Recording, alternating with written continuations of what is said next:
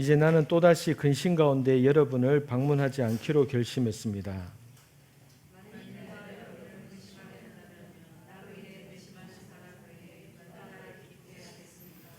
내가 이것을 쓴 것은 내가 갈 때에 마땅히 나를 기쁘게 해줄 사람들에게 근심이 없게 하려는 것입니다. 나는 내 기쁨이 여러분 모두의 기쁨임을 확신합니다.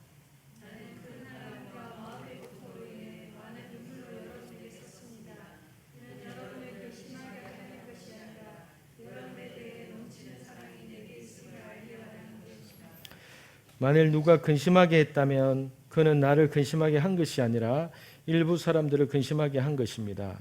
너무 심한 말을 하지 않으려고 일부 사람들이라고 했지만 사실은 여러분 모두를 근심하게 한 것입니다.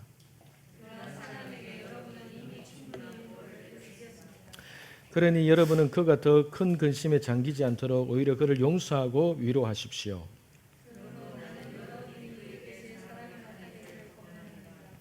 내가 편지를 쓰는 것은 여러분이 모든 일에 순종하는지 시험해 보려는 것입니다.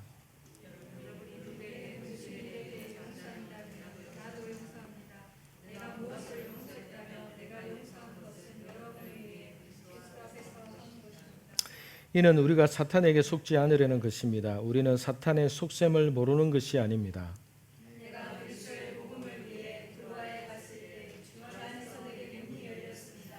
그러나 나는 내 형제 디도를 만나지 못함으로 내 심령이 편치 않아 그들과 작별하고 마케도니아로 갔습니다.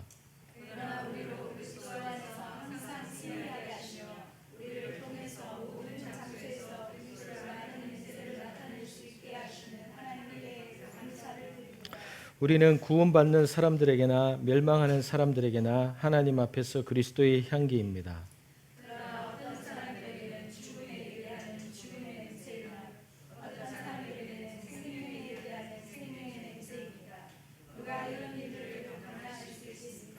우리는 많은 사람들처럼 하나님의 말씀을 혼탁하게 하지 않고 오직 진실한 마음으로 하나님께서 보내신 사람답게 그리스도 안에서 하나님 앞에서 말하고 있습니다.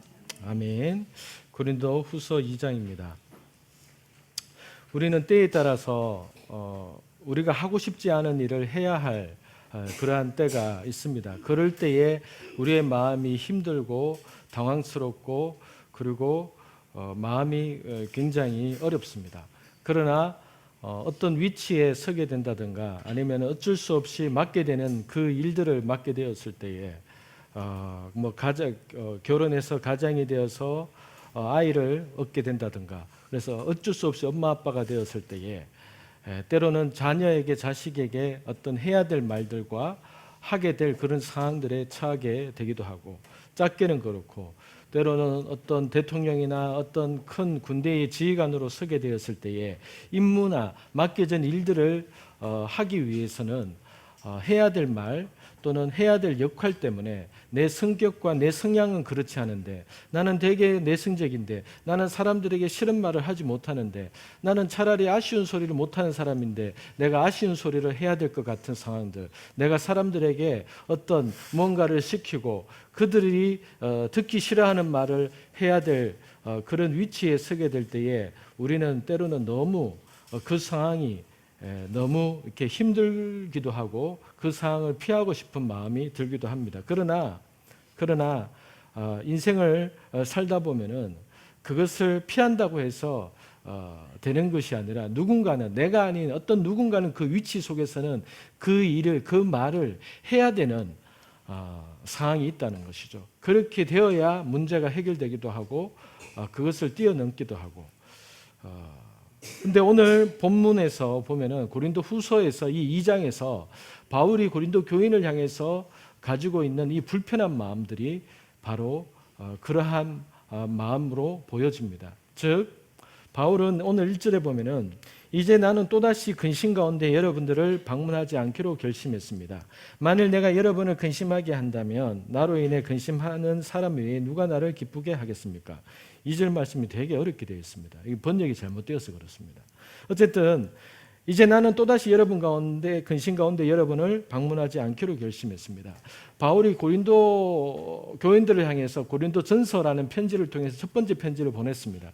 그런데 바울이 그 편지 안에서 우리가 고린도 전서를 보았지만은 여러 가지 많은 구체적인 일들, 그리고 그러한 근지상간의 죄라든가 그런 죄를 저지른 사람들을 그 공동체에서 잘라내라, 내쳐라, 쫓아내라, 단호하게 대처해라, 이렇게 얘기를 하면서 뭐 성찬식의 문제에서부터 시작해서 교회 안에서 여자가 머리에 뭘 쓰고 기도하는 부분에 있어서까지 아주 세밀한 부분에 대해서 일일이 그러한 부분에 대해서 간섭하듯이 편지를 썼습니다.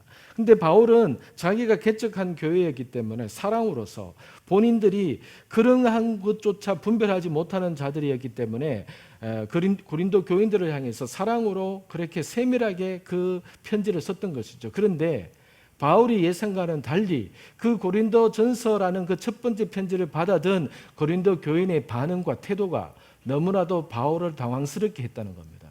물론 많은 사람들은 그 바울의 리더십과 그 권위 아래서 그것을 따르려고 했던 자들도 있었지만은 이미 거짓 교사가 들어와서 바울이 개척한 교회를 흔들어 놓으려고 하는 그 목적으로 들어와 있는 자들이 있었기 때문에 그러한 자들에 의해서 바울을 향해서 모함하고, 야, 바울은 예수님이 살아 생전에 사도로서 선택받은 자도 아니다. 그는 나중에 지가 어디서 가다가 음성 들었다고 해서 자기 스스로가 사도가 된 자지 주님이 직접 선택한 사도가 아니다. 이런 말들로 해서 고린도 교인들을 흔들기도 하고, 그리고 아주 구체적으로 고린도 교인을 향해서 일일이 지적한 것 때문에 교인들 안에서는 바울이 우리에게 권위자 노릇을 하려고 한다, 바울이 별의 별것을 가지고 다 우리를 터치하려고 한다, 이러한 말들이 떠돌아 다니게 된 것이죠. 그러니까 바울은 마음이 적지 않아 충격을 받았고 마음이 힘들었고, 자신의 편지에 대해서 그렇게 그 편지를 썼지만은 그 편지를 고린도 전서의 내용을 온전히 받아들이는 분위기가 되지 않았던 겁니다. 그래서 바울은 지난주에 얘기했다시피 두 번째 편지를 썼습니다. 고린도 후서는 아마 세 번째인가 네 번째 편지가 이 고린도 후서인 거고, 두 번째 또는 세 번째 편지는 기록으로 남겨져 있지 않은 편지입니다. 그런데 오늘 이 4절에도 보는 바와 같이 나는 큰 환난과 마음의 고통으로 인해 많은 눈물로 여러분에게 썼습니다. 이 말이 뭔가 하면은 눈물로서 또다시 편지를 썼던 편지가 있었던 겁니다. 그래서 그 편지를 디도편으로 해서 고린도 교회에 보냈던 겁니다. 그래서 바울의 마음은 지금 너무나도 불편한 거예요. 왜냐하면은 그들을 자기가 개척한 교회고 고린도 교회에서 1년 5개월 동안이나 머물렀기 때문에 그들 얼굴 하나하나가 눈에 다 거슬리고 다 이렇게 느껴지는 것이죠. 그런데 교회 안에 있어서는 안 될 일들이 있었고 분란들이 있었기 때문에 그것을 눈 감고 그냥 넘어갈 수 없는 문제였기 때문에 그가 그런 말을, 그런 책망을, 그런 화를 내고 싶지 않았지만 어쩔 수 없이 그렇게 눈물로서 편지를 썼던 겁니다. 그래서 바울은 나의 이 마음을 너희들이 알고 있냐 하는 그런 심정으로 이 편지를 고린도 후서까지도 쓰고 있는 것이죠. 그래서 바울은 어쩔 수 없이 하고 싶지 않은 상황에서 하고 싶지 않은 말들을 하게 되는 상황이 자신에게 있어서 힘들었던 겁니다. 여러분, 부부 간의 문제든 자녀 간의 문제든 아니면 사람 간의 문제든, 저는 예전에 이제 출판사에서 출판사 디렉터를 하고 편집장을 할 때에 저 역시도 저는 보통 굉장히 내성적이고 말주변이 없는 사람인데 설교한다는 것 자체가 하나님의 은혜고 사람들 앞에 서서 말을 하는 것 자체가 저에게 있어서 그것이 늘 부담과 고민이었습니다. 예전에는. 그래서 교육전도사 때 첫 1년 동안에는 유초등부 설교 15분을 준비하는데 일주일 내내 밤새도록 이렇게 고민을 할 만큼 저에게 있어서는 말하는 것, 설교하는 것이 저에게는 너무나도 두려움 자체였습니다. 그런데 그 과정이 저를 하나님께서 성숙시키고 훈련시키는 과정이었듯이 저는 교회 사역만 하다가 출판사라는 어떤 회사를 운영하고 이렇게 했을 때에 일이 되지 않는 상황이 되었는데, 출판사 안에 있는 디자인과 편집하는 사람들, 그 직원들은 뭐 교회 다니는 사람들이죠. 그런데 그 출판사는 회사란 말입니다. 그러면은 회사는 회사로서의 돌아가야 될 일들이 있는데 때로는 아는 사람을 채용하기도 하고 신앙 좋은 사람을 이력서에서 보면서 채용하다 보니까 사람은 착한 것 같고 교회는 열심히 다니는 것 같은데 일이 안 되는 거 있죠. 그러면은 처음에는 사람이 좋고 같은 어떤 영적인 마음으로 함께 가는 거는 좋은데 일이 되지 않을 때는 이게 고민이 있는 거죠. 일이 되지 않을 때는. 그래서 태도와 마음을 바꾸기로 했죠. 그래서 어느 날 사무실에 가서 이제부터 저를 목사님이라고 부르지 마세요. 나는 여기 사무실에 목회하러 온 게 아니라 설교하러 온 게 아니라 출판사 편집장, 디렉터로 있는 거기 때문에 나는 지금 일주일 동안 여기에서 목사로 있는 것이 아니다. 나는 편집장으로 있는 것이다. 그러니까 나를 목사님이라고 부르지 마라. 그러면서 어떤 사람들에게 대해서 일이 되지 않을 때에 혼내기도 하고 책망하기도 하고 그렇게 해야 될 내 입장이 제가 되게 난처했습니다. 어제까지만 하더라도 되게 좋은 말만 하는 관계였다가 갑자기 어떤 일을 되게 하기 위해서 그 위치에서 내가 해야 될 말, 편집장으로서 밑에 직원들을 다루고 일을 시키기 위해서 해야 될 말을 하는 것이 저에게 있어서는 그것 역시도 되게 힘들었던 겁니다. 그런데 그 과정을 통해서 일이 되게 하는 것을 제가 알게 되었고 역할에 맞는 리더십과 태도와 말이 어떻게 되어야 되는지를 저도 많이 배우게 된 것이죠.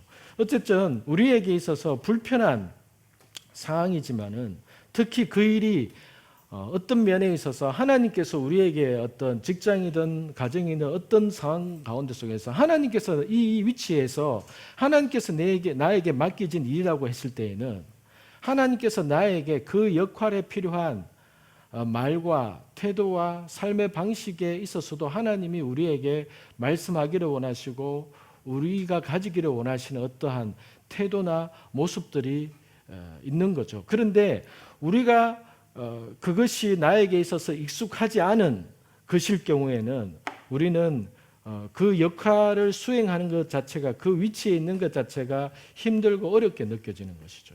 그런데 그 자리에서 하나님이 원하시는 모습으로 씨름하면서 있다가 보면은 결국은 내가 성장하게 되는 그 위치였다는 사실을 알게 되고 그 과정을 통해서 나의 리더십이나 내가 사람들과 관계 맺는 인간관계의 폭과 그 깊이를 더 크게 되는 그러한 과정이었다는 것들을 우리는 나중에서야 알게 됩니다. 근데 사도 바울이 본인은 아볼로보다도 말도 못한다는 평가를 받았고 바울이 가말리엘 문화에서 그러한 율법학자로서 훈련을 받다가 다메섹 도상에서 예수님을 만나게 됨으로써 갑자기 전 열방을 떠돌아다니는 복음 전도자로서의 삶을 살게 되었을 때에 그가 고린도 교회를 개척을 하지 않았더라면 모르겠는데 자신이 개척한 교회에 이러한 문제가 생겼을 때에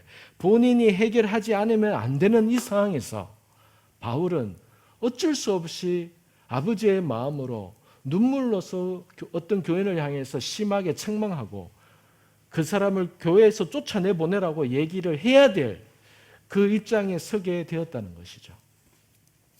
그런데 그것이 바울에게 있어서 그 일이 바울은 원래 저런 사람이야가 아니라 바울도 그 일이 쉽지 않았다는 겁니다. 자기도. 그래서 이 고린도 후서는 사도 바울의 개인적인 감정을 너무나도 적나라하게 드러내는 편지이기 때문에 어떤 사역자에게 있어서 진정한 사역자의 모습을 보게 되고 배우게 되는 그리고 성도로서 이 땅에 살아갈 때에 하나님의 일을 맡은 자로서 어떠한 자세로 어떠한 마음으로 해야 되는지를 배울 수 있는 책이 고린도 후서인 겁니다.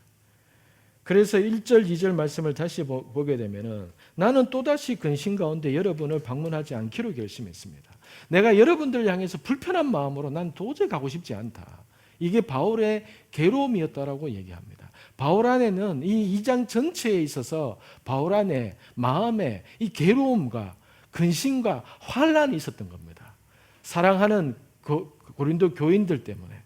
그리고 2절에 만일 내가 여러분을 근심하게 한다면 나로 인해 근심하는 사람, 고린도 교인들 말하는 거죠. 나로 인해 근심하는 사람, 고린도 교인, 그들 외에 누가 나를 기쁘게 하겠습니까? 번역이 잘못됐습니다. 다르게 번역을 하면은 내가 여러분의 마음을 아프게 하더라도 나를 기쁘게 해줄 사람은 내가 마음을 아프게 한 여러분밖에 누가 나를 기쁘게 해주겠냐. 나에게 있어서 기쁨을 줄 사람은 여러분밖에 없다. 그럼에도 불구하고 내가 여러분에게 지금 상처를 주는 것 같은 입장에 내가 서 있는 내가 너무나도 힘들다. 이 얘기를 하는 겁니다. 이 얘기를. 그래서 하고 싶지 않은 말을 해야 되는 순간에 서야 되는 상황이 우리에게 있어서는 누구나 다 있는 겁니다. 하고 싶지 않은 말을 해야 될 상황. 목회자라면 더더욱 그렇죠.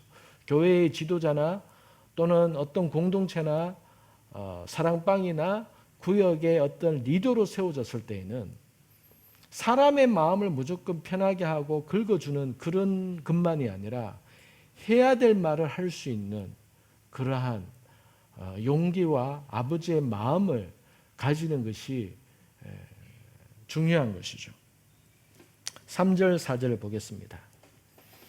내가 이것을 쓴 것은 내가 갈 때에 마땅히 나를 기쁘게 해줄 사람들에게 근심 없이 얻게 하려는 것입니다. 나는 내 기쁨이 여러분 모두의 기쁨임을 확신합니다.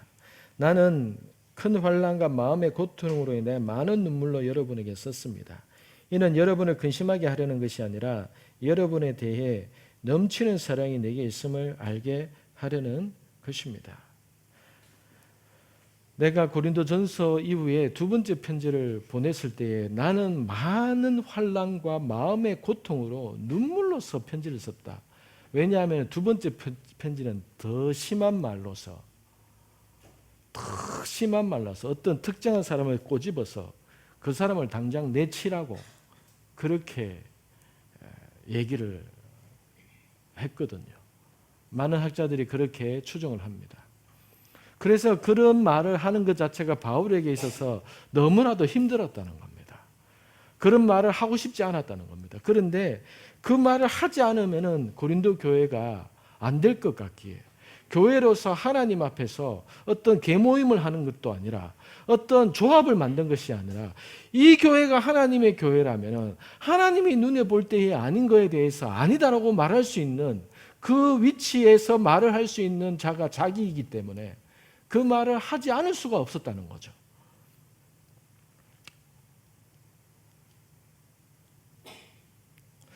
(6절) (7절을) 보겠습니다. 그러한 사람에게 여러분은 이미 충분한 벌을 내렸습니다. 그러니 여러분은 그가 더 큰 근심에 잠기지 않도록 오히려 그를 용서하고 위로하십시오.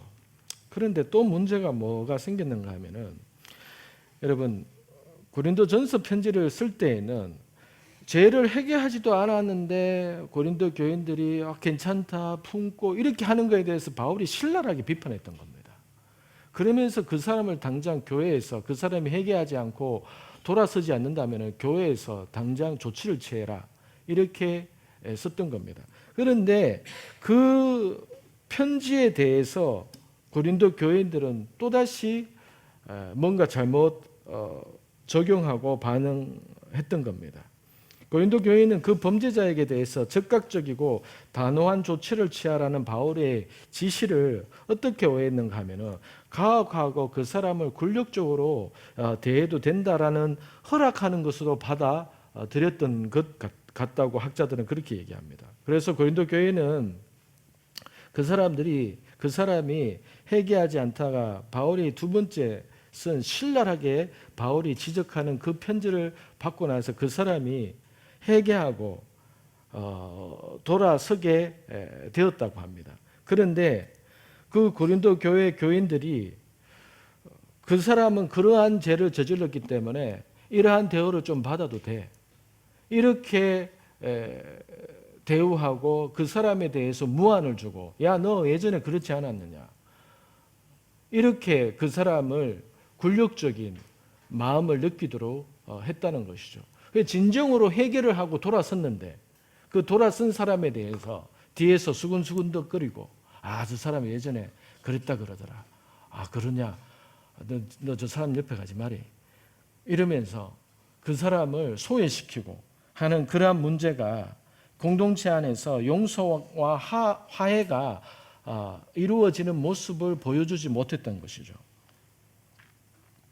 여러분, 교회 안에서 이러한 모습을 우리가 너무나도 쉽게 보게 됩니다. 왜냐하면은 교회 공동체가 진정한 용서와 진정한 화해의 그림을 우리가 많이 못 보았기 때문에 우리는 지적하고 판단하는 것은 쉽지만은, 그리고 사랑한다, 용서합니다라는 말은 쉽지만은 그것이 어떠한 의미로서 어떻게 실천되어져야 되는지에 대해서 우리는 배우지 못했기 때문에 한국 교회들은 이런 부분에 있어서 다른 미국 교회나 이러한 문화에 있어서 앞서 있는 나라들에 비해서는, 그러한 교회들 비해서 미국 교회에 있는 어떤 그러한 화해나 용서에 비해서는 한국 사람들은, 한국 교회들 이런 것들을 잘 못하는 것 같습니다. 그렇기 때문에 교회 안에, 사실은 한국 교회 안에 이런 문제가 있지만은 다들 모른 채 합니다. 다들 모른 채 합니다. 왜? 그러려니 합니다. 다들. 그러려니 합니다. 다들. 뭐 교회가 다 그렇지 뭐. 이렇게 생각하고 넘어가는 일들이 너무나도 많은 겁니다. 우리는 모두가 사실은 나 당신 용서합니다. 나 당신을 진정으로 용서합니다. 이 말을 다 듣고 싶어 합니다. 우리는 다. 그리고 그 말을 들을 때에 우리 마음에 있어서 너무나도 안정감, 평안함을 느낍니다. 정말 진심으로 그 말을 상대방이 한다면. 그런데 간혹 당신을 용서합니다라는 말을 듣지만은 그 뒤에 단서를 붙이는 사람들이 있습니다. 당신이 이렇게 한다면은, 당신이 네가 이렇게 한다면 너 완전히 용서해 줄게. 이런 단서를 붙이기도 합니다. 전문 용어로 가석방 비슷한 것이죠. 또는 집행유예를 주는 거죠. 한 1년 동안 내가 지켜보고, 한 3년 동안 지켜보고 똑같은 행동 안 하면 내가 용서해 줄게. 이렇게 가석방이나 집행유예를 선포하는 겁니다.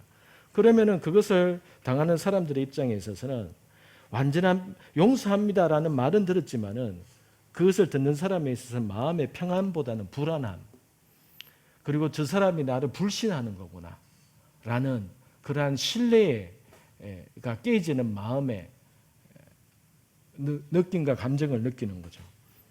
그렇기 때문에 상대방이 진정으로 회개한다거나 잘못했다고 했을 때에 그 말을 그대로 받아주지 못할 때는 두 사람의 인간관계에 있어서는 심각한 관계로, 파국으로 치닫게 되는 것이죠. 그래서 안타깝게도 진심으로 회개한 사람을 용서하지 못하면 깊은 상처를 받게 되면서 관계가 돌이킬 수 없는 모양으로 가게 되는 겁니다. 오늘 고린도 교회가 지금 바울이 지적하고자 하는 이 문제가 바로 그 문제입니다. 이 문제가 본문에서는 그냥 가볍게 터치되는 듯하게 보이니까 우리는 이것을 쉽게 넘어갈 수 있는 부분이지만은, 바울은 마음에 이미 이 2번이나 3번이나 고린도 교회를 향해서 신랄하게 비판했기 때문에 이 고린도 후서에서는 마음의 이 부담감을 가지고 적나라한 표현보다는 자신이 느끼는 감정은 표현하지만은 그 사람에 대해서, 그 교인에 대해서 그러한 감정적인 말은 지금 안 쓰고 있는 겁니다. 조절해서 쓰고 있는 것이죠. 그래서 6절, 7절에 읽었던 대로 그러한 사람에게 여러분은 이미 충분한 벌을 내렸다. 그러니 여러분은 그가 더 큰 근심에 잠기지 않도록 오히려 그를 용서하고 위로하십시오.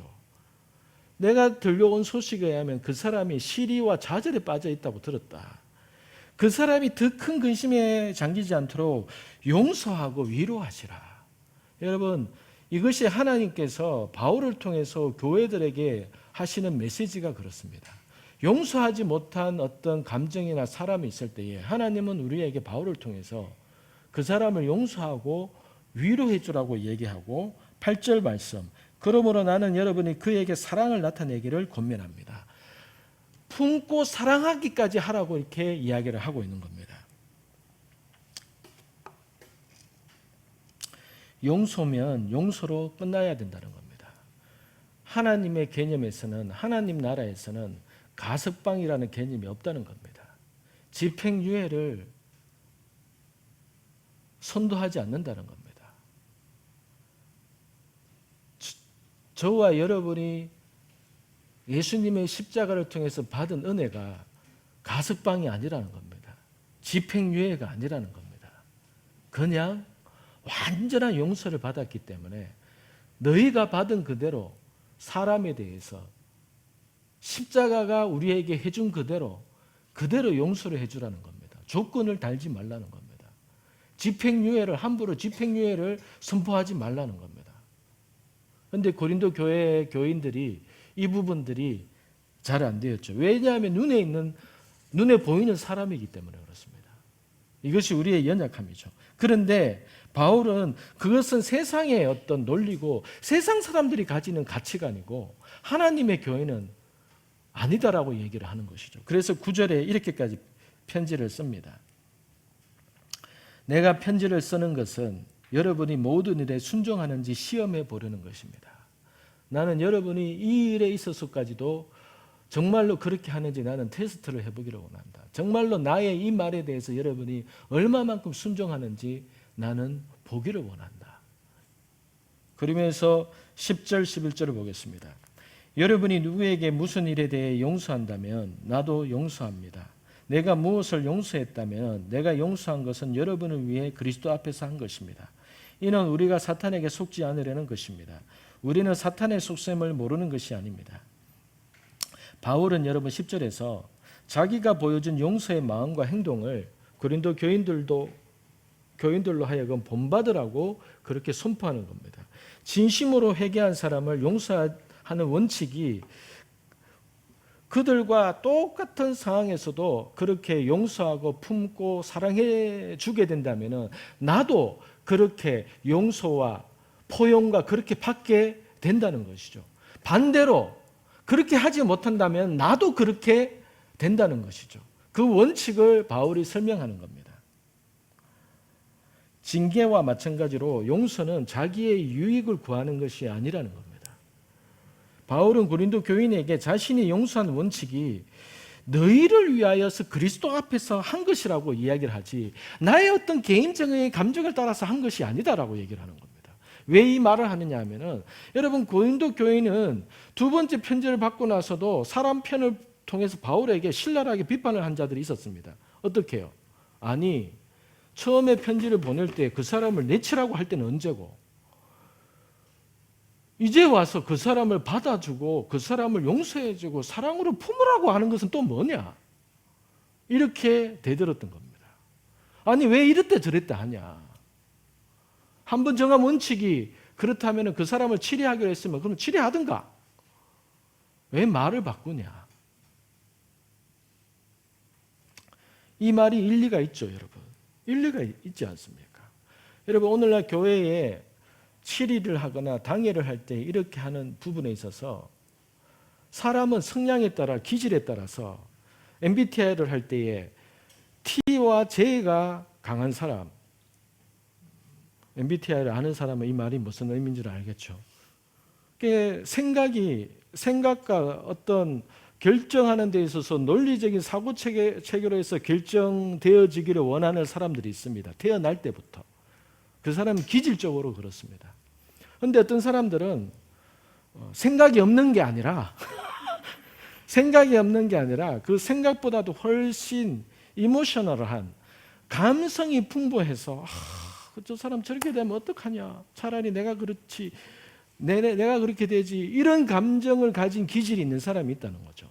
그런 사람들은 한 번 내린 결정보다는 지금의 상황이 그 사람에게 있어서 우리 공동체에 있어서 뭐가 더 선하냐 이쪽으로 생각을 많이 하는 사람들이는 것이죠. 그래서 이 두 가지의 기질이 다른 기질이 조화를 이룰 때에 더 완벽한 공동체가 될 수 있기 때문에 하나님께서 각자에게 기질이 다른 사람들을 이 땅에 태어나게 하시고 서로의 기질을 맞춰갈 때에 훨씬 아름다운 하모니, 하나님의 선을 나타내게끔 하나님의 모든 성품을 드러나게 한 존재가 우리의 각자의 기질이 다른 모습인 것이죠. 저는 선교사로서 단체에 있을 때 저는 T하고 F가 점수가 거의 비슷하거든요. 그래서 저는 어떨 때는 T인데 어떨 때는 F예요. 어떨 때는 되게 논리적으로 결정하기를 좋아하는데 또 어떤 때는 F로 이렇게 어떤 결정을 내리고 하는 걸 이렇게 하는데, 선교사로 있을 때에 제 마음이 아니라 한 번씩 저를 화나게 하는 게 뭔가 하면은 그 선교회에는 매뉴얼이 있습니다. 매뉴얼. 선교사가 이럴 때는 어떻게 해야 되고 이럴 때는 어떻게 해야 되고, 그러면은 초임 선교사는 선교지에 처음으로 도착한 선교사를 초임 선교사라고 합니다. 초임 선교사는 2년 동안 여행 금지 이렇게 되어 있습니다. 초임 선교사는 2년 동안 여행 금지. 그 나라에 있어서 아무 데다 가면 안 된다 이겁니다. 허락이 떨어져야 가게 되어 있는 거예요. 그러면 어떤 선교사가 왔는데 부모님이 아픈 거예요. 그런데 외동아들인 거예요. 그러면 저는 그 사람을 보내줘야 된다는 입장인 거예요. 저는.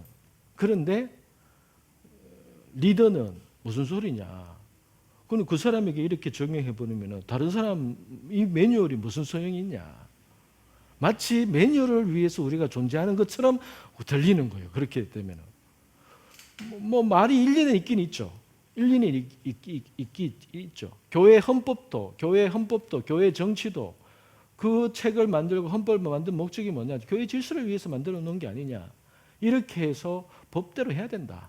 이렇게 주장하는 사람들이 있죠. 일리가 있죠. 일리가 있죠. 근데 우리는 여러분 누구 말대나 일리를 따라서 살아가는 자가 아니라 논리를 따라서 살아가는 자 아니라, 바울은 그 사람이 회개하지 않는다면 내쳐라라고 분명히 얘기를 했습니다. 그런데 그 사람이 진심으로 회개했지 않냐? 그 사람이 회개했지 않냐? 용서를 해주자는 것이 내 감정을 따라서 하는 게 아니다.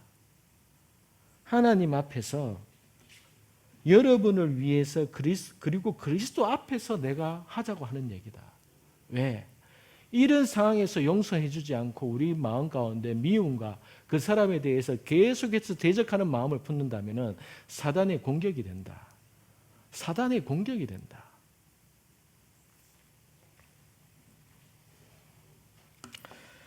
그래서 여러분, 우리가 이 8절부터 해서 11절 말씀까지를 통해서 볼 때에 꿈을 대지 않고 완전한 용서가 왜 그렇게 중요한 건가에 대해서 이 11절에서 이야기하고 있는 것이죠. 여러분, 하나님의 목적은 교회에서 죄인을 제거하는 게 아니라 그 죄인이 하나님과 화해하기를 원하시는 게 하나님의 목적인 것이죠. 교회에서 죄인을 내치고 쫓아내는 게 하나님의 목적이 아닌 겁니다. 우리의 목적도 그게 아닌 것이죠. 예수님은 의인을 부르러 온 것이 아니라 죄인을 부르러 이 땅에 오신 것이죠. 그래서 한 마리의 잃어버린 그 양, 잃어버린 영혼이 아버지께로 돌아올게 될 때에 천국에서는 엄청난 기쁨이 있다는 것이죠. 그래서 죄인 한 사람이 하나님 앞으로 돌아오는 것을 하나님은 너무나도 기뻐하신다는 것이죠. 그래서 목적과 초점이 거기에 있어야 된다는 것이죠. 그 사람이 죄를 지었기 때문에 어쨌든 과거에 죄를 지었기 때문에 이 사람을 이렇게 치료해야 돼. 그런데 바울은 그 사람이 눈물로서 회개하고 돌아섰지 않냐. 그렇다면 그 사람을 더 이상 판단하고 내치지 말고 8절 말씀과 같이 7절 말씀과 같이 그를 용서하고 위로해 줄 뿐만 아니라 8절 그 사람에게 사랑으로 나타내야 된다. 완전히 하루아침에 마음이 바뀌어 버린 것이죠. 여기에 대해서 바울을 공격하는 거예요. 고린도 교인들은. 그래서 바울이 너무나도 가슴이 아픈 거예요. 너무나도. 내가 지금 내 유익을 쫓아서 이랬다 저랬다 하는 것이냐. 내 유익을 쫓아서 내 감정을 쫓아서 하는 말이지 아니지 않냐. 이렇게 설득을 하고 있는 겁니다. 여러분, 이렇게 자신이 개척한 교회에서 이러한 모든 사람들의 신앙이 같지 않기 때문에 서로 다른 어떤 신앙의 차로 인해서 바울의 마음을 아프게 하고 힘들게 할 때에 바울이 일일이 이렇게 가르치고 대응해 주는 것 자체가 바울에게 있어서는 엄청난 영적인 피곤함이었을 겁니다. 어쨌든 여러분, 완전한 용서는 이론이 아니라 표현이라고 바울이 얘기를 합니다. 용서는 생각하고 느끼는 것이 아니라 행동으로 나타나는 것이라고 얘기를 하는 겁니다. 그래서 7절 8절 말씀을 우리는 기억해야 됩니다. 오늘 말씀을 통해서 용서하고 위로하고 사랑으로 품는 것이 완전한 용서라는 것이죠. 용서는 죄를 지은 당사자를 자유롭게 해주는 말을 할 때 일어나는 겁니다. 우리는 당신을 용서하기로 했습니다. 그렇기 때문에 우리는 이 일을 뒤로 하고 앞으로 계속 당신을 지지할 겁니다. 이렇게까지 가야 된다는 거죠. 우리 당신을 용서합니다. 속으로는 이제 앞으로 당신을 볼 일은 없을 거야. 이게 아니라는 겁니다. 이게.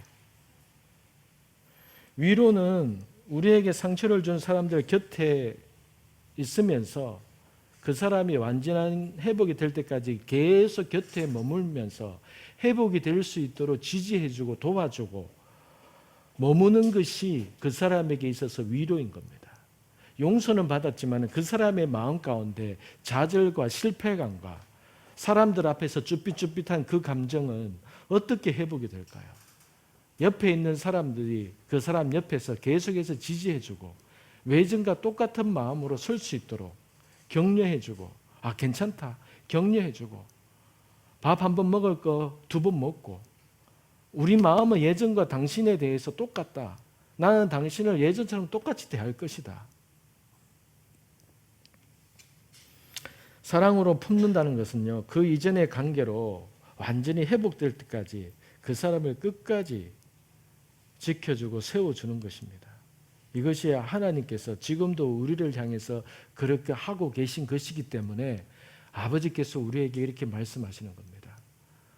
당신은 용서가 되었지만은 당신이 예전에 가졌던 그 권위와 권리는 못 줍니다가 아니라 그 사람이 정말로 용서를 받는 그 감정과 위로와 나를 다시 세워주는 거구나라는 하나님은 나를 그렇게 세워준다는 것을 믿을 수 있어요. 우리가 어떤 일에 있어서 실패하고 넘어졌을 때에 믿음이 있는 사람들은 하나님을 정확하게 보는 사람들은 하나님은 정말로 나에게 대해서 그러한 분이라는 것은 알아요. 알 수 있어요. 그런데 문제는 뭔가 하면 내 눈앞에 있는 우리 교회의 사람들이 내 주변에 있는 이 믿음의 공동체가 나를 그렇게 예전처럼 받아줄까? 거기에 대해서는 의심이 드는 것이죠. 그래서 진정한 용서라는 것은 그 사람을 용서하고 위로하고 사랑으로 품는 것인데 그 사람이 예전에 가졌던 그 권위까지 다 가지게 해주는 것. 어떻게 보면 위험이죠. 저 사람 또 그럴지 모르는데 그럴 수 있죠. 그럴 수 있죠. 그럴 수 있음에도 불구하고 그렇게 맡기는 것이 그 사람을 완전한 회복 가운데로 세우는 아버지의 마음인 것이죠. 불안한데요. 불안한 겁니다. 하나님의 사랑이 그런 겁니다. 여러분, 하나님의 은혜가 그런 겁니다. 하나님이 우리에게 베푸신 은혜는요, 하나님의 입장에서는 은혜지만 사람이 하나님의 은혜를 볼 때는 그거는요, 위험한 건 거예요. 하나님의 은혜는요, 우리는 위험한 은혜를 받은 겁니다. 남이 볼 때는 그게 위험하다고 얘기를 하죠. 내가 그 은혜를 받을 때 나는 좋다라고 느끼지만은 그 은혜를 받는 그 모습을 볼 때 옆에 있는 사람은 난 왜 저렇게 불안할까? 하나님의 은혜가 남한테 주어지는 것을 볼 때는 우리는 거기에 대해서 저게 저렇게 유지될까? 불안해야 합니다. 우리는. 하나님께서 베푸신 은혜가 사람의 눈으로 볼 때는 위험한 겁니다.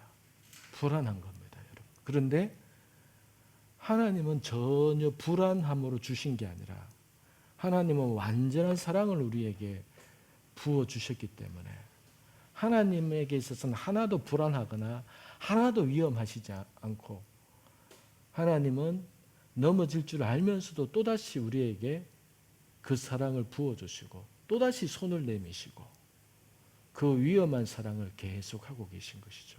우리에게 대해서.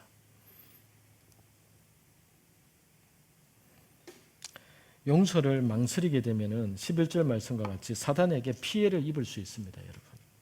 사람에 대해서 용서하지 않으면 용서하지 않는 그 사람은 악순환에 빠질 수 있습니다. 견디기 힘든 슬픔은 혼란에 빠지게 되고 하나님 앞에서 자신의 가치와 존재에 대한 의심을 품게 됩니다. 그러다 보면 점점 자신을 올바르지 않은 성령님이 기뻐하시지 않는 삶의 태도로 빠지게 합니다. 그러면서도 한편으로는 이 상황에서 나 자신을 구하려면 어떻게 해야 되지 하면서 고민을 하고 어떻게 해야 다른 사람과 주님이 인정할 만한 더 좋은 사람이 되지 이렇게 고민은 하지만은 결국은 또다시 좌절에 빠지고 그리고 그 속에서 반감을 가지게 됩니다. 반감, 세상에 대한, 사람에 대한, 하나님에 대한. 그런데 그 모든 패턴이 사실은 원수가 깔아놓은 그 길 위에 우리가 걷고 있어서 그런 겁니다. 원수가 깔아놓은 용서하지 않는 마음이라는 그 길 위에 우리가 서 있기 때문에 원수가 이미 애초부터 깔아놓은 그 길을 우리가 계속 걷고 있기 때문에 그 순환이 반복되고 있는 겁니다. 용서를 망설이면은 이러한 혼란에 빠지게 되는 겁니다. 그러면은 하나님은 우리에게 또다시 말씀하시는 겁니다. 네 마음에 있는 그 원한과 사람에 대한 미움을 내려놔라. 그것은 하나님을 위해서 하라는 게 아니라 우리 자신을 위해서 하라는 것이죠. 우리 자신을 위해서. 12절 13절을 보겠습니다. 내가 그리스도의 복음을 위해 드로아에 갔을 때에 주 안에서 내게 문이 열렸습니다. 그러나 나는 내 형제 디도를 만나지 못하므로 내 심령이 편치 않아 그들과 작별하고 마게도니아로 갔습니다. 이 고린도후서 2장에는 계속해서 바울의 어떤 불편한 감정, 바울의 어떤 솔직한 그 감정의 고백을 계속하고 있습니다. 여러분 12절에 그리스도의 복음을 전하기 위해서 드로아에 갔을 때 주 안에서 문이 활짝 열렸습니다. 복음을 듣고자 하는 사람들이 몰려들었고 사람들에게 복음을 전할 수 있는 기회의 문이 활짝 열렸습니다. 그런데 무엇 때문에 바울이 불편한 마음을 가졌을까요? 13절에 그러나 나는 내 형제 디도를 만나지 못했으므로 고린도 교회에 편지를 전해주러 갔고 그 소식을 받아서 내한테 알려주기로 했는데 과연 내가 또다시 얘기한 거에 대해서 고린도 교회가 어떻게 반응하고 있는지 그들이 정말로 그들을 어떤 사람에 대해서 진정으로 용서해주고 다시 하나로 되어가고 있는 것인지 아니면은 여전히 그러한 불협화음과 비난과 나를 향한 그 공격 가운데 여전히 있는 것인지 디도를 통해서 그 얘기를 듣고 싶었던 겁니다. 그런데 디도를 만나지 못한 거예요. 그런데 복음을 전할 수 있는 기회의 문이 하나님께서 내게 열어주셨다라고 본인 고백하고 있는 거예요. 그런데 바울이 그곳에서 복음 사역을 안 한 겁니다. 왜요? 마음에 평안이 없어서 마음이 괴롭고 불편하고 우울하고 힘들어서 여러분 바울도 그러했던 겁니다. 복음의 문이 활짝 열렸지만은 그는 자신의 감정 때문에 아픔 때문에 슬픔 때문에 괴로움 때문에 그 일을 하지 못했던 겁니다. 그런 그 자신에 대해서 자기 자신에 대해서 더 괴로운 거예요. 자기가.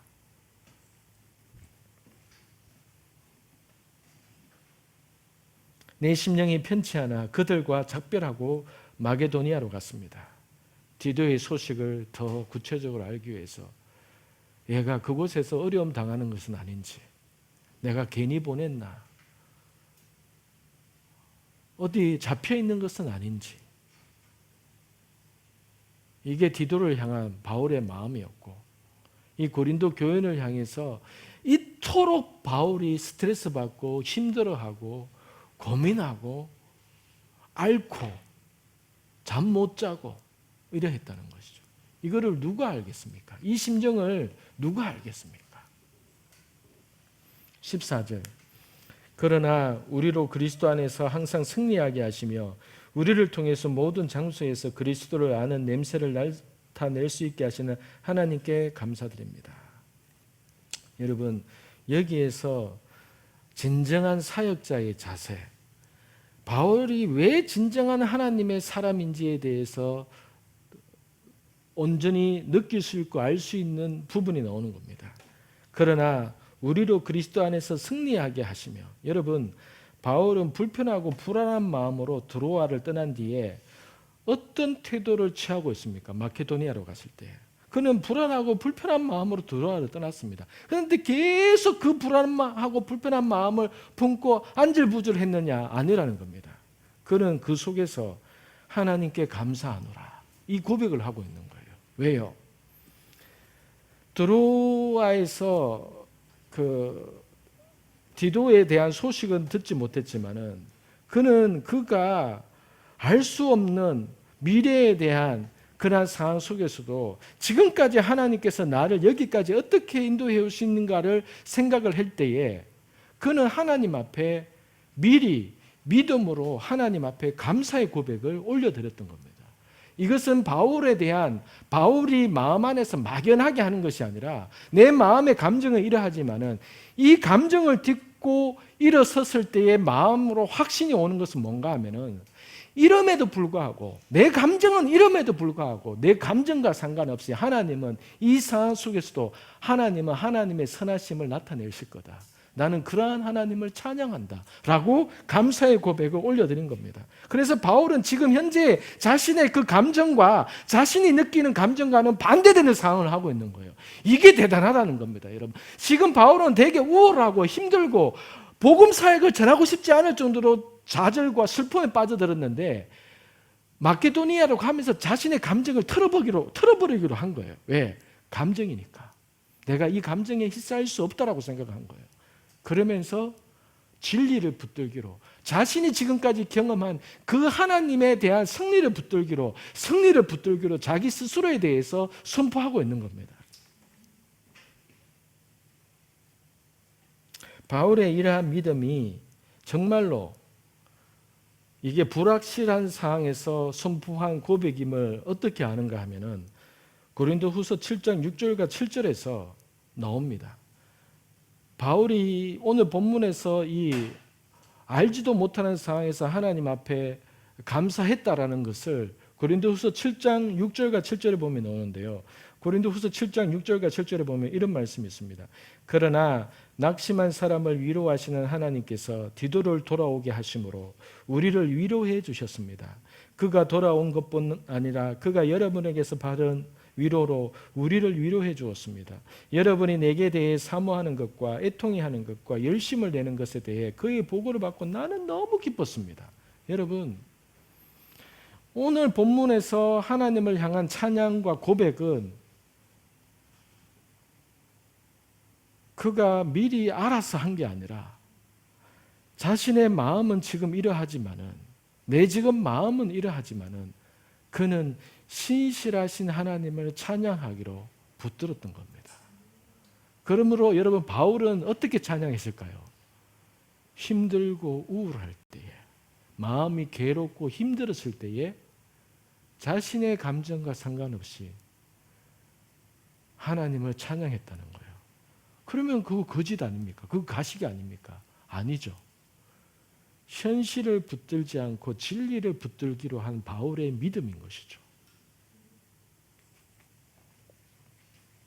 진정한 사역자는 불확실한 상황이 오더라도 그 상황을 바라보면서 그 현실 상황 때문에 주저앉고 슬퍼하고 낙담하고 좌절하고 그러는 게 아니라 그 상황 속에서도 그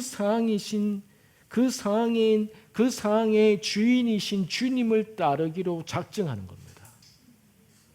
열매 맺는 사역은 우리 힘으로 싸워서 이기려 하지 않고 그리스도가 승리하신 그 승리의 기차에 그냥 탑승하면은 열매를 맺게 되는 것이잖아요. 그래서 지금 뭔가 불확신하고 뭔가 확신을 가질 수 없는 상황이 있을 때 사람은 어떻게 할까요? 그때 내가 주도적으로 하려고 합니다. 왜? 불안하니까. 나 지금까지 믿음으로 하려고 했는데 갑자기 뭔가 돈도 떨어지고 아니면 이 디도도 오지 않고 그럼 나는 어떻게 해야 되지? 내가 디도를 지금 찾으러 가야 되나? 막 그러면서 불안함이 오면은 자기가 주도적으로 하려고 하는 거예요. 자기가 주도적으로. 근데 그게 당연한 거예요. 세상 사람들 볼 때는. 세상 사람이 볼 때는 그 삶의 태도가 그게 너무나도 맞는 태도인 거예요. 그런데 하나님의 입장에서 봤을 때는 네 삶의 진정한 주인이 그때에서 누구냐가 드러나게 된다는 거예요. 불안하고 내 뜻대로 되지 않는 이 상황 속에서 네 삶의 진정한 주인이 누군지, 그 상황 속에서, 이 불안한 상황 속에서도 내가 주도적으로 뭔가 상황을 이렇게 바꾸려고 하지 않고 이 상황 속에서도 하나님이 일하실 것을 믿고 그때까지 잠잠히 기다리며 주님을 찬양하겠다고 하는 모습이 너무나도 대책 없는 사람의 모습 같지만은 진정한 삶의 주인이 누구인가를 드러낼 수 있는 그 삶의 모습인 것이죠. 그래서 여러분, 우리가 이러한 그리스도인의 삶의 원칙을 마음에 둔다면은 교회의 모든 사역이나 프로젝트나 건축이나 교회에서 볼 수 있는 모든 사역이나 선교사로서 선교 현장 가운데 행할 수 있는 모든 사역에 있어서 자신의 이름이나 교회의 이름이나 사람의 이름은 줄어들게 됩니다.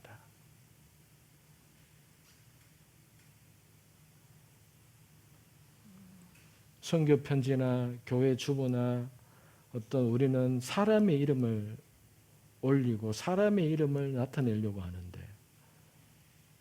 정말로 진정한 사역의 모든 것의 주인이 주님이라면 우리는 거기에 내 이름을 나타내려고 하지 않을 겁니다. 왜? 그 승리의 주인은 예수 그리스도지 우리가 아니기 때문에.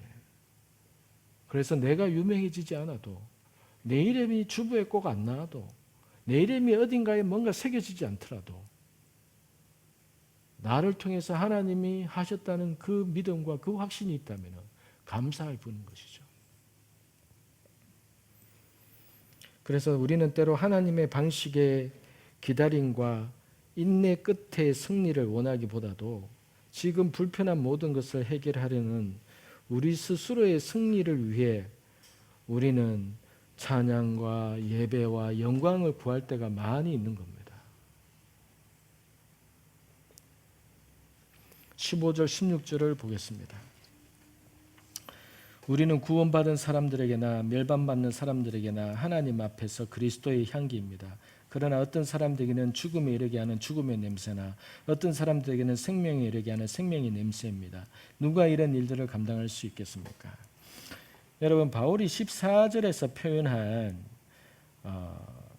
그러나 우리로 그리스도 안에서 항상 승리하게 하시며 우리를 통해 모든 장소에서 그리스도를 아는 냄새를 나타낼 수 있게 하시는 하나님께 감사를 드립니다.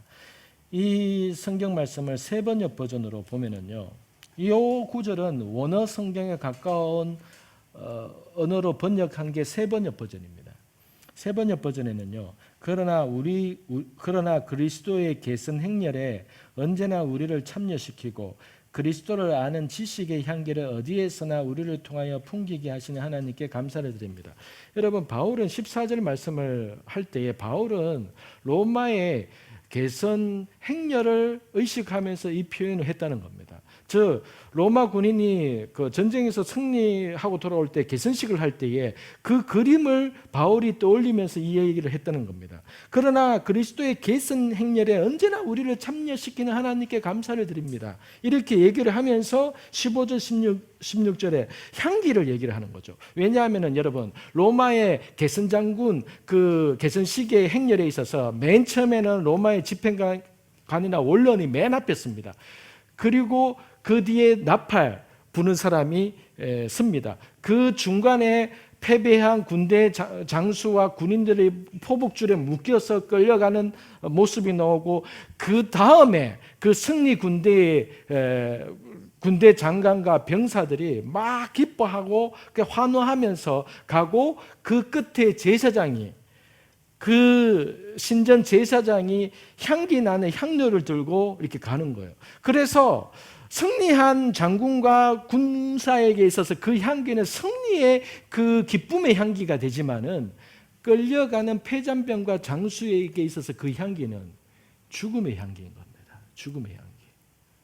곧 개선식 마지막에 자신들의 목이 달아날 그 순간에 그 죽음의 악취나는 향기인 겁니다. 그래서 똑같은 향기인데 끌려가는 사람의 입장에서는 공포의 향기인 거고 승리한 사람의 입장에서는 그거는 너무나도 좋은 향기가 되는 겁니다. 그 얘기를 바울이 여기에서 하고 있는 겁니다. 여러분, 우리 그리스도인의 삶이 내 모습이 사람들에게 두 가지 모습으로 우리의 삶이 사람들에게 두 가지의 인식을 가지게 할 것이다. 첫째, 저 사람처럼 저 사람은 누군데 저 사람은 도대체 교회 다니는 게 뭔데 저렇게 살게 할까? 나도 한번 교회 한번 다녀볼까? 라고 가지게 하든지 아니면은 내 저 사람 보니까 절대 교회 안 간다네 라고 하든지 둘 중에 하나를 가지게 한다는 겁니다. 우리의 모습이 세상 앞에서는. 16절 17절을 보겠습니다. 그러나 어떤 사람에게는 죽음에 이르게 하는 죽음의 냄새나 어떤 사람에게는 생명에 이르게 하는 생명의 냄새입니다. 누가 이런 일들을 감당할 수 있겠습니까? 우리는 많은 사람들처럼 하나님의 말씀을 혼탁하게 하지 않고 오직 진실한 마음으로 하나님께서 보내신 사람답게 그리스도 안에서 하나님 앞에서 말하고 있습니다. 16절 그러나 어떤 사람에게는 죽음에 이르게 하는 죽음의 냄새나 어떤 사람에게는 생명에 이르는 생명의 냄새입니다. 누가 이런 일들을 감당할 수 있겠습니까? 이 말에는 부정적인 대답이 포함되어 있는 겁니다. 아무도 없답니다. 아무도 이 일을 감당할 자격이 있는 사람이 아무도 없다고 얘기를 하는 겁니다. 바울은 자신과 그의 동료나 사역자들이 지금 자신이 이렇게 하고 있는 일, 고린도 교인을 향해서 책망하고 사람을 세워주고 용서해 주라 그러고 교회에서 내치라고 하고 하는 이런 말을 할 수 있는 자격이 되어서 이 말을 하고 이 일을 하고 있는 것이 아니라고 얘기를 하고 있는 겁니다. 아무도 이러한 자격이 없다는 거예요. 아무도 자격이 없다는 겁니다. 그러나 17절에 그러나 아무도 자격이 없지만 내가 이런 일을 하고 있는 것은 나는 말씀을 가지고 혼탁하게 하는 사람이나 어떤 그러한 목적으로 내가 이렇게 하고 있는 것이 아니다. 나는 사건이나 장사치가 아니다. 교회를 이용해서 목사라는 타이틀로 선교사라는 타이틀로 돈을 뜯어내는 그러한 장사치는 나는 아니다. 이 얘기를 하고 있는 겁니다. 하나님의 말씀, 기독교라는 종교를 이용해서 먹고 살아가는 자들, 싹군 목회자, 전도자, 선교사 이런 사람들이 있다는 거죠. 여러분 오늘 말씀을 맺겠습니다. 오늘 이 고린도후서 2장을 통해서 드러난 진정한 사역자인 바울의 모습을 통해서 바울이 어떠한 고민과 번뇌 속에서 고린도 교인과 이러한 편지를 주고받고 있는지, 바울이 지금 어떠한 고민으로서 사역에 임하고 있는지. 그래서 여러분 하나님 앞에서 우리가 살아간다고 했을 때에 내가 바울과 같은 사역자가 아니라면 적어도 하나님의 공동체 안에서 우리가 살아간다고 했을 때에 바울이 오늘 2장에서 말하는 용서에 대한 마음이라든가 그리고 어떤 통제할 수 없는 불안한 가운데 속에서 그가 감사할 수 있는 이러한 태도라든가 이런 것들은 꼭 진정한 사역자만이 가져야 되는 태도가 아니라 이 땅에 있는 우리 모두가 그리스도인들이라면 하나님 앞에서 어떻게 용서에 대한 자세를 우리가 취해야 되는지, 그리고 불확실한 상황과 어떤 불안함이 몰려올 때에 바울이 선택한 이 하나님을 향한 감사의 고백과 이러한 것들이 도대체 어디서 나오게 되었는 것인지 이것을 우리로 하여금 고민하게 합니다. 그리고 우리가 이 상황 속에서 우리로 하여금 이 고린도후서 2장을 통해서 바울을 닮아가게끔 오늘 이 말씀을 통해서 하나님께서 나에게 강력하게 말씀하시는 메시지가 무엇인가 생각나게 이렇게 할 겁니다. 한 세 가지가 있습니다. 첫째는요, 죄를 지었거나 뭔가 잘못한 사람에 대한 바울의 단호한 태도와 완전한 용서입니다. 여러분, 동성애는 죄입니다. 동성애는 죄예요. 이거는 사람의 가치나 시대의 기준에 따라 바뀌는 게 아닙니다. 동성애는 죄입니다. 그런데 어느 날 여러분 교회에서 희한한 목회자들이 많이 나오고 있습니다. 희한한 목회자들이. 앞으로 상황은 더 심각하게 될 겁니다. 동성애가 권장할 상황으로 가고 이것이 학교를 감추고 이렇게 성경 역사적으로 볼 때에 동성애가 창궐할 때에 하나님의 심판은 항상 이 땅에 부어졌던 겁니다. 여러 가지 사인들 중에서. 여러분, 동성애가 죄지만은 그 동성애를 범한 사람이 회개한다면 여러분, 우리가 어떤 태도를 취할 수 있습니까? 우리가 동성애가 죄라는 것은 우리가 웬만한 믿음이 있는 사람은 그건 분명히 얘기할 수 있는 겁니다. 어떤 비판이 오더라도. 그런데 동성애에서 돌이킨 자, 그것을 회개한 자에 대해서 오늘날 교회가 그 사람에 대한 시선과 태도가 얼마만큼 바울이 말하는 대로 그 사람을 위로하고 그 사람을 품고 사랑할 수 있느냐. 사실 이것이 교회가 더 어려울 겁니다. 여러분. 이것이 저와 여러분이 더 힘들 겁니다. 저 사람이 예전에 연애자였대. 그래? 옆에 안 가야지. 이게 우리의 태도 가운데 있는 너무나도 무의식적인, 너무나도 쉬운 마음의 태도이지 않습니까? 두 번째, 내 삶에 하나님을 전적으로 의지하는가 아니면 부분적으로 의지하는가 하는 부분입니다. 여러분, 우리는 정말로 하나님을 전적으로 의지하고 있는가 하는 부분입니다. 바울은 불확실한 그 상황 속에서 마음이 괴롭고 힘들고 디도를 만났어야 되는데 만나지 못했을 때에 그 상황이 아무것도 아닌 것 같지만 바울은 혼란스러웠다고 얘기합니다. 그 혼란스러웠을 때에 그가 하나님을 진정으로 의지하는 자였기 때문에 그 상황 속에서도 금방 자기는 하나님을 향한 찬양과 감사의 고백으로 바꿔버리는 것이죠. 왜?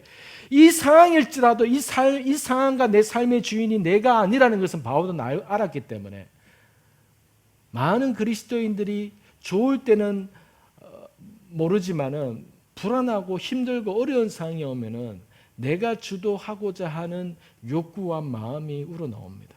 내가 지금 이 불확실한 상황을 통제하고 싶음, 내가 뭔가를 조절하고 싶음, 내가 뭔가를 해야 될 것 같은 그 상황들. 물론 성령님께서 하게 하실 때는 해야 되는 것이죠. 그러나 그렇지 않고 아무것도 모르는 하나님께서 그냥 무작정 기다리라고 하는 그 상황에서 정말로 하나님만을 바라보고 기다릴 수 있는 것인지, 여러분, 우리는 하나님을 정말 기다릴 수 있는 것인지 아니면 하나님을 통제하려고 하는 것인지, 내가 하나님 앞에서 인내할 수 있는 것인지 아니면 하나님을 통제하고 싶은 욕구가 내 안에서 일어나는 것인지, 이것은요 우리에게 알려줍니다. 네가 전적으로 하나님 앞에 올인했는지 안 했는지를 알게 합니다. 그 상황이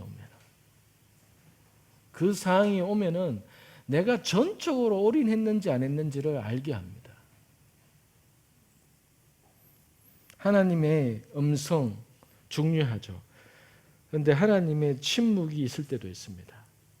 이 두 가지가 우리로 하여금 그분을 완전히 의지하도록 가르치기 위한 두 가지가 그것입니다. 하나님의 음성, 하나님의 침묵.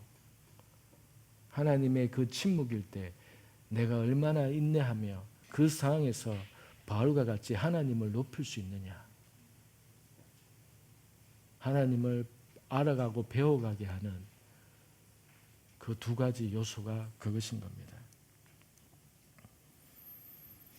그리고 마지막으로 오늘 말씀 속에서 하나님은 우리에게 예수 그리스도 통한 승리를 우리에게 이미 안겨주셨다는 것을 우리가 어느 정도 인식하고 있는지 깨닫기를 원하십니다. 이미 예수님께서 우리에게 예수님의 십자가의 승리를 우리에게 던져주고 하늘로 올라가셨는데 과연 그 승리에 대한 확신을 내가 얼마 정도 가지고 있는 것인지, 바울은 이 승리에 대한 확신이 있었기 때문에 불안함 속에서도 하나님을 찬양하고 기뻐할 수 있었던 겁니다. 여러분, 우리가 아무것도 모른다고 생각해봐도 이거를 한번 생각해 보십시오. 세상의 왕으로 오신 예수님이 십자가에서 모든 문제를 해결하고 예수님이 친히 말씀하셨습니다. 다 이루었다 말씀하셨습니다. 다 이루었다고 하셨습니다. 다 이루었기 때문에 그분이 하늘로 올라가신 겁니다. 그러면은 우리에게 뭐가 부족한 것이 있을까요? 그분이 다 이루었다는 것은 내 안에서 찾고 두드리고 구하면 너희에게 다 열리게 돼 있다. 믿음으로 여는 만큼, 믿음으로 걷는 만큼 그만큼 너희 것이 될 것이다. 주님은 이미 다 이루었고 다 주셨습니다.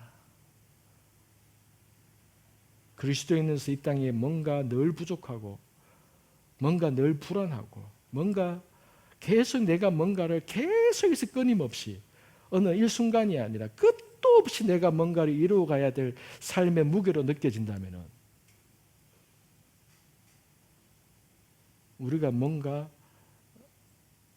하나님이 의도하지 않은 어떠한 그러한 태도나 마음이나 믿음 가운데 있는 것이겠죠. 이 시간에 함께 오늘 이 고린도후서 이 2장 말씀을 통해서 이 용서에 대한 주님의 메시지, 그리고 내 삶에 있어서 하나님을 정말로 어느 정도 의지하는 것인가에 대한 생각들, 그 속에서 바울이 하나님 안에서 예수 그리스도 안에서 완전한 그 승리를 얻은 것에 대한 확신으로서 그가 고백하고 찬양했을 때에 고린도후서 7장 6절 7절 말씀처럼 그는 그때 가서야 자신이 예전에 하나님을 찬양하고 확신했던 그 믿음의 열매를 고린도후서 7장에서 그 고백을 하게 됩니다. 역시 하나님은 나에게 이러한 분이시구나. 여러분, 이것을 통해서 우리는 하나님 앞에서 계속 하나님께서 우리에게 요구하는 것은 하나님을 온전히 알아서 그 믿음 위에서 걷기를 원하시는 것이죠. 그래서 전제가 하나님을 제대로 아는 것입니다. 하나님을 제대로 아는 것입니다. 하나님을 제대로. 이 시간에 우리가 2장 말씀을 통해서 여러분 마음 가운데 이 말씀 속에서 성령님께서 내 마음을 터치하시고 하나님께서 내 마음 가운데 생각하게 하시는 단어나 어떤 말들이 있었다면 그것을 가지고 하나님 앞에 가지고 고백하고 기도하고 아버지 앞에 나아가겠습니다. 지금은 우리 주 예수 그리스도의 은혜와 아버지 하나님의 사랑하심과 예수 그리스도 안에서 모든 승리와 성령님 안에서 모든 승리를 약속하신 그 은혜가 오늘 이 말씀 앞에서 아버지 앞에서 확신하고 그 믿음으로 서기를 원하는 우리 모든 하나님의 가족들에게 지금으로부터 영원토록 함께 있을지어다. 아멘.